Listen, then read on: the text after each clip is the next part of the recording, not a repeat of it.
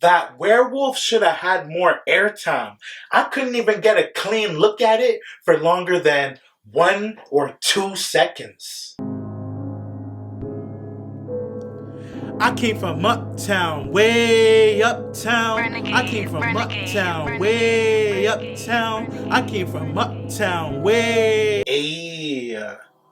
So, I checked out the film, The Cursed. It's a werewolf film that takes place in the 19th century that was directed by Sean Ellis. The visuals of the werewolf ain't scream, I'm a werewolf. It never howled and looked more like a mutated human or an alien. It was pale, hairless, and walked on all fours. It was able to attack fast as hell with its razor-sharp teeth and claws. And it stalked its prey like a tiger. Or better yet, I should say, a wolf. Its bites were devastating. After attacks, victims would lose huge amounts of flesh and bone, very similar to shark attack victims. Director Sean Ellis said, "We've seen people's faces bubble up and change and sprout hair and teeth, and then they have a minute and run off on 2 legs," in an interview with Nightmarish Conjurings, and that he wanted to update the traditional werewolf design for his film. He also said, "I think this is a fresh approach, designing something that is wolf-like, that walks on 4 legs and is big enough to carry someone." I think at one point I mentioned a cross between a wolf with a shark. Give me a wolf shark. And then Jean-Christophe Spadaccini kind of sculptured that concept art. This explains why the werewolf's bites were so horrific. And when you look at it from the front, it kind of does look like a great white shark mixed with a wolf. This film was a lot more graphic than I was expecting.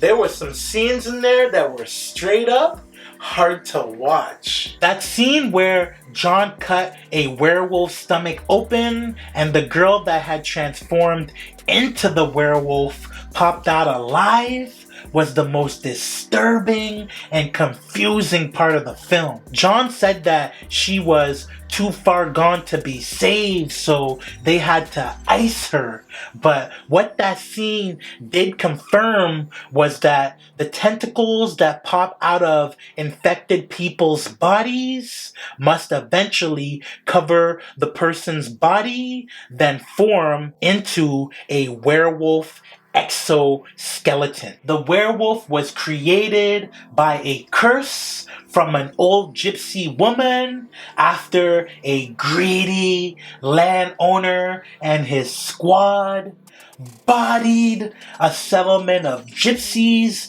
that refused to sell their land. Right before the thugs pulled up to smoke the small village of gypsies, the old gypsy lady had a blacksmith mold silver coins into teeth that were placed into a human skull's jaw. Then she cursed the teeth using a gypsy spell. Later we find out that the silver coins that were melted into teeth are the same silver coins that were given to Judas as payment for Jesus' betrayal in the New Testament. After the landowner's goons massacred the gypsies, the woman was forced to watch a man be dismembered and tied to a cross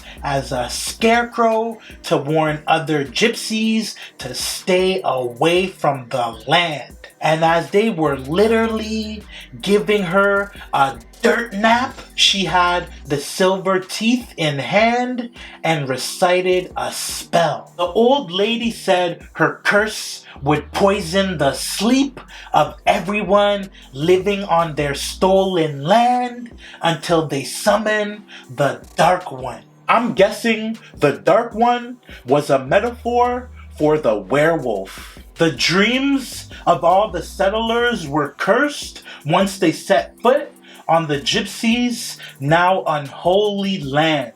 They had nightmares filled with flames, the scarecrow, and the silver teeth to make them feel guilty about the gypsies' horrific fate. But everyone acted like everything was all Gucci except the children who were being tormented by their nightmares. The children found the cursed silver teeth by referencing the location in their nightmares. One of them, named Timmy, does the unimaginable and put the dirty looking teeth in his mouth. And for a quick second, it looked like he was rocking a pair of Trippie Redd's old grills. But then he lost control of himself and was influenced to bite another kid named Edward. After Timmy took a bite out of Edward, he infected him with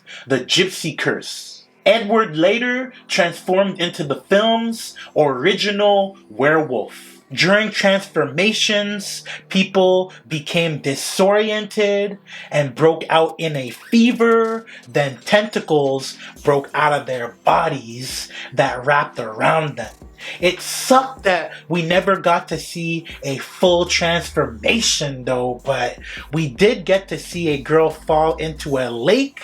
Then she was covered in tentacles. The film's hero was a pathologist named John that was investigating the attacks. At one point he said that in the past, the same type of beast had killed his whole family, and that one day a group of traveling gypsies came to his town and said that the curse had its revenge and would be contained in gypsy silver. The film highlighted Ezekiel 22:22 from the Old Testament.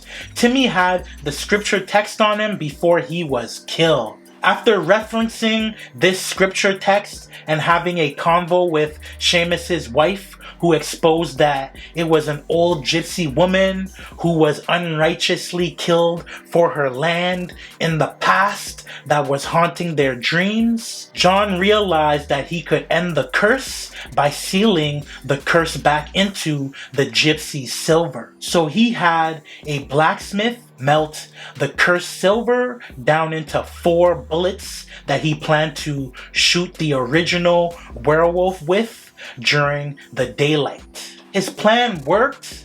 After the werewolf was shot, the curse was sealed back into the silver bullet, and Edward appeared fully cured from the curse. Later, he and his sister were adopted by John. The beginning of the film showed Edward's last moments of life. 35 years after being shot with the silver bullet, he was shot again during the Battle of Somme. Edward was shown being operated on by a doctor who removed 3 bullets from his stomach.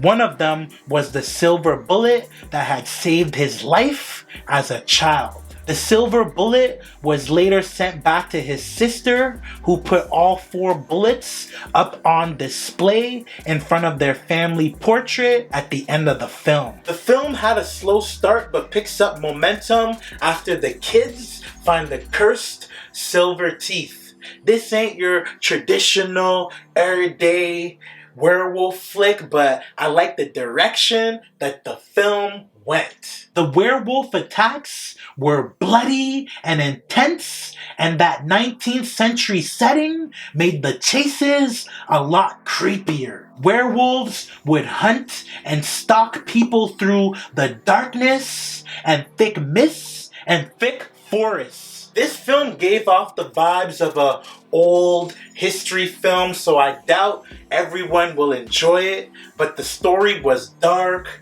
and the atmosphere that they created with the dirt roads, forests, and old school homes looked real. All the characters played their roles well, and their outfits looked authentic too. Overall, I thought this was a pretty thrilling horror film with some decent special effects, so I'm gonna go ahead and run The Cursed 3 mics. Let me know what y'all thought about the film in the comments below. It's absolutely free for y'all to support the channel. Doesn't cost y'all a dime to hit that like and subscribe button. Moving forward, I'm only responding to subscriber comments, so lock in with me and hit that subscribe button, and I'm gonna get up with y'all on the next video, alright? Holla at me. I came from uptown, way uptown. I came from uptown, way uptown. I came from uptown, way